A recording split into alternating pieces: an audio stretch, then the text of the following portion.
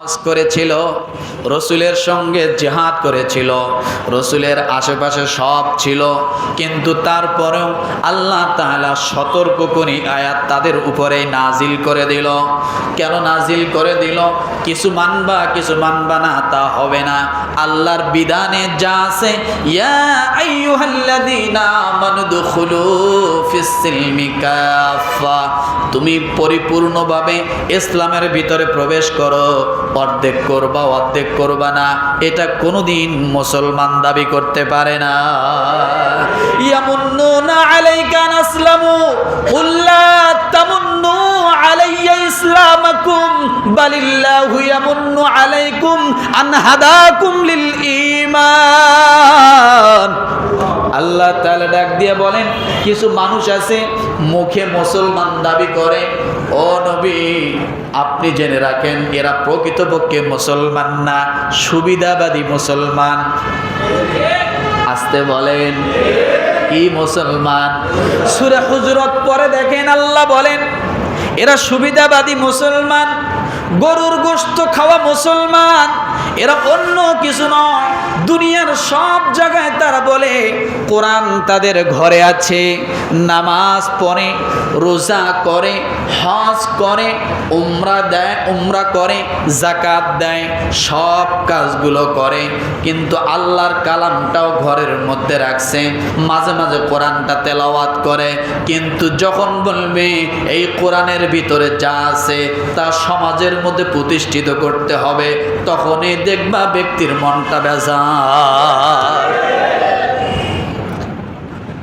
নামাজ পড়ে সমস্যা নাই, যাকাত দেয় সমস্যা নাই, হজ করে সমস্যা নাই, এরপরে রোজা করে সমস্যা নাই, কোরআন তেলাওয়াত করে সমস্যা নাই, কিন্তু বান্দা যখন কোরআন তেলাওয়াতের আয়াতের অর্থগুলো, ব্যাখ্যাগুলো সমাজের মাঝে প্রতিষ্ঠিত করতে বলবেন, তখন এই সমস্যা, তখনই কি? তখনই হয়ে যাবে ধর্ম ব্যবসায়ী। যারা বলবে তারা হবে ধর্ম ব্যবসায়ী, কথায় কথায় হবে ধর্ম ব্যবসায়ী। কিন্তু মুসলমান, আপনি আজকে জুমার দিন নামাজ পড়তে আসছেন, মাথায় টুপি দিছেন, ফজরে যখন নামাজ পড়েছেন মাথায় টুপি দিছেন, আসরে যখন নামাজ পড়বেন মাথায় টুপি দিবেন, মাগরিবে যখন নামাজ পড়বেন মাথায় টুপি দিবেন। আর কিছু সংখ্যক লোক দেখা গেল যে শুধু জহরে আসরে খবর নাই, জুমার নামাজের খবর নাই, ঈদের সময় খবর তেমন একটা পাওয়া যায় না, কিন্তু মাঝে মাঝে কোনো জনসভা যখন হয়, ওয়াজ মাহফিল হয়, দেখবেন মাথায় একটা টুপি দিয়া স্টেজের মধ্যে দাঁড়ায়া বিসমিল্লাহির রহমানির রহিম, আছে না নাই? আছে না নাই? ও মুসলমান, জিজ্ঞাসা করো টুপিটা যে মাথায় দিছে এটা কি নামাজের টুপি না ধর্মসভার টুপি? বলি মুসলমান, বাংলাদেশের টুপির কোয়ালিটি যদি হিসাব করতে যাই, আমি একবার হিসাব করতে যাই দেখি 82 আইটেমের টুপি। কয় আইটেম? কয় আইটেম? তার আগে একবার গুনছিলাম 52 আইটেমের টুপি পাইছি। পাঁচকল্লি টুপি, খাড়া টুপি, নৌকা টুপি, কিস্তি টুপি, নানান হাবিজাবি টুপি, আছে না নাই? এই টুপি মাথায় দেওয়ার কোয়ালিটিও অনেক। কেউ বাঁকা করে দেয়, কেউ সোজা টুপিটারে চেকবা বানায়া দেয়, আছে না নেই? কেউ পিছন দিকে কাজ করে দেয়, কেউ সামন দিকে কাজ করে দেয়। টুপি হলো এইরকম প্রায় 82 আইটেম খুঁজতে যায় পাইছি। এরপরে আমি আরো একটা খুঁজতে যাইতে যাইতে পাইলাম টুপির একটা দিবস আছে 15ই জানুয়ারি। কি টুপি দিবস কবে? কথা বলেন। টুপির দিবস হলো 15ই জানুয়ারি। বড় বড় হোটেলে রান্না করে, তার মাথায় টুপি আছে খাড়া, আছে না নাই? ও মুসলমান, টুপিওয়ালার দিকে যদি আপনি চিন্তা করেন, গয়েশ্বর চন্দ্র রায় একটা টুপি মাথায় দেয়, দেয় কি দেয় না? কথা বলেন। মুসলমান, হঠাৎ টুপি মাথায় দেনেওয়ালা যদি মুসলমান দাবি করে, গয়েশ্বর চন্দ্র রায়ের মতো ব্যক্তি যদি মুসলমান দাবি করে, বিশ্বাস করা যাবে? ওই গয়েশ্বর চন্দ্র রায় যেমন টুপি মাথায় দিল, তাও তো বান্দা হিন্দু হওয়ার পরও মাথায় টুপি আছে, কিন্তু এমন কিছু মুসলমান আছে হঠাৎ একটা টুপি মাথায় দেয়, টুপি না থাকলে আরেকজনের মাথার থেকে খাবলা দিয়ে মাথায় দিয়া স্টেজে দাঁড়ায়। এরা হলো ধর্ম ব্যবসায়ী। আল্লাহ রাব্বুল আলামিন ডাক দিয়ে বলেন, আল্লাহ তাআলা ডাক দিয়ে বলেন, আনতাখশা কুলুবুহুম লিযিকরিল্লাহ, জনসভার জন্য টুপি মাথায় দিও না।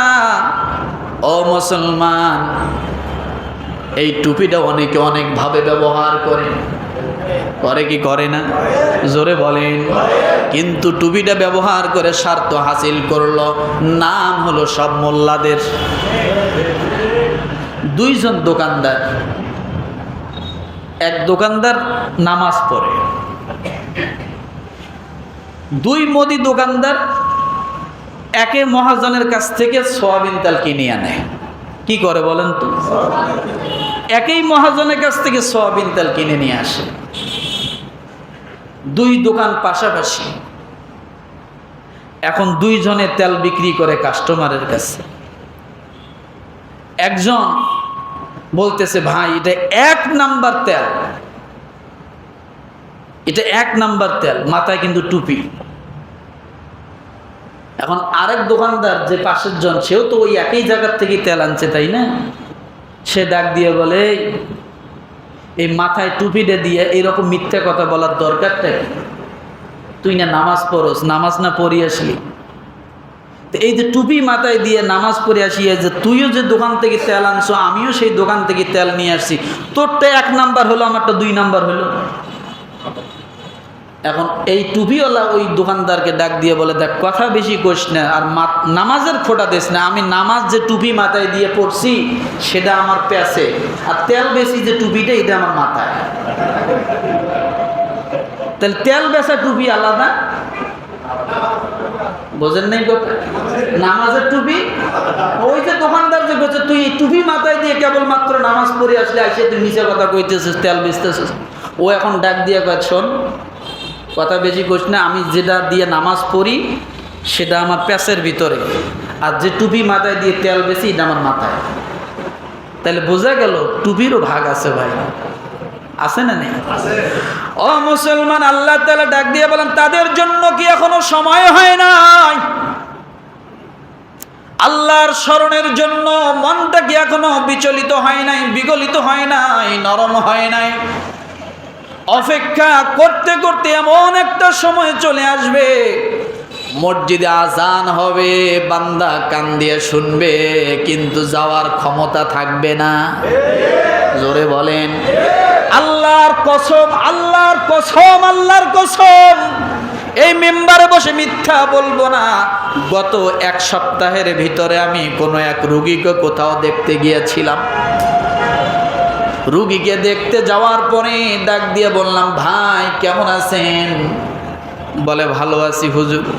হঠাৎ চোখটা টলমলো পানি বাইর হবে হবে ভাব, ডাক দিয়ে বলে, ভাই আমি এমন অসুস্থ হয়ে গেলাম, এখন আজান হয় মসজিদে যাওয়ার জন্য মনটা কাঁদে, কিন্তু মসজিদে যাওয়ার শক্তি আমার না।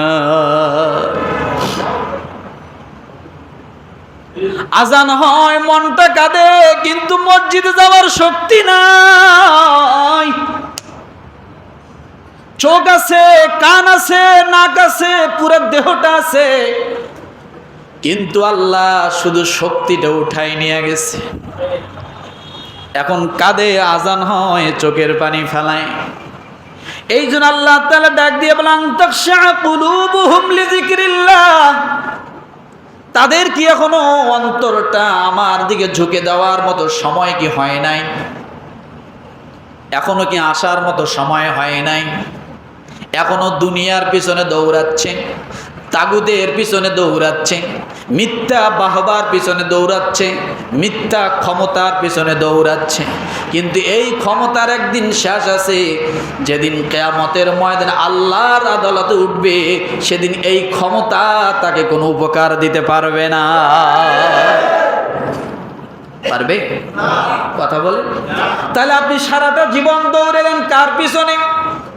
এমন একজনের পিছনে দৌড়ালেন যার কাছে দুনিয়াও নাই আখিরাতও নাই, দুনিয়া ক্ষণস্থায়ী আখিরাত চিরস্থায়ী, কিন্তু দুনিয়া সাময়িকের জন্য তাকে ধরা দিয়েছিল। এখন সে দুনিয়া কিছু পায় না, শেষ ফিনিশিং সব শেষ হয়ে গেছে। ও মুসলমান, নেতা ধরলে এমন নেতৃত্ব ধরতে হবে যে নেতৃত্ব দুনিয়া দেখায় আখিরাত দেখায়। রব্বানা আতিনা ফিদ দুনিয়া হাসানা ওয়া ফিল আখিরাতি হাসানা ওয়া কিনা আযাবান নার। যে হাসানা আপনাকে দুনিয়ার শান্তি দিবে, যে হাসানা আপনাকে আখিরাতে শান্তি দিবে, ওই হাসানার পিছনে যদি আপনি দৌড়াতে পারেন, ওই নেতৃত্বের পিছনে যদি আপনি চলতে পারেন, আল্লাহর কসম আপনি নিজে বলছেন ওকিনা আযাবান নার। আয় আল্লাহ তাআলা ডাক দিয়ে বলেন, ও বান্দা তুমি যদি এই দোয়া করতে পারো আর সঠিক নেতৃত্বের পিছনে যদি তুমি চলতে পারো, আমি আল্লাহ তোমার জন্য জাহান্নাম তো দূরের কথা, জাহান্নামের আগুন আমি আল্লাহ হারাম করে দেব। ওয়াল্লাহু ইয়াদউ ইলাল